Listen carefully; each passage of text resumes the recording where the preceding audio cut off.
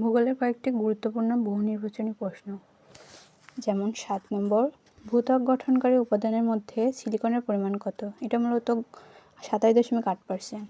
8 নম্বর হচ্ছে পৃথিবীর অধিক ভূমিকম্প প্রবণ দেশ কোনটি? এটা হচ্ছে জাপান।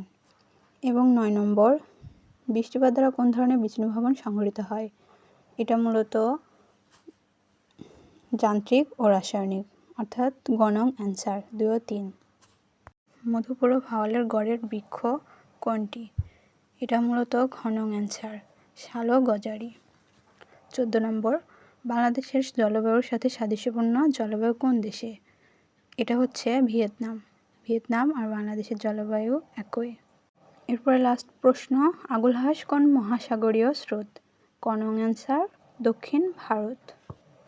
এগুলো অনেক গুরুত্বপূর্ণ, যা এইচএসসি ভূগোলে ভালো করতে তোমাদের সাহায্য করবে। ধন্যবাদ সবাইকে। এরকম আরও ভিডিও পেতে চ্যানেলটা সাবস্ক্রাইব করে রাখো।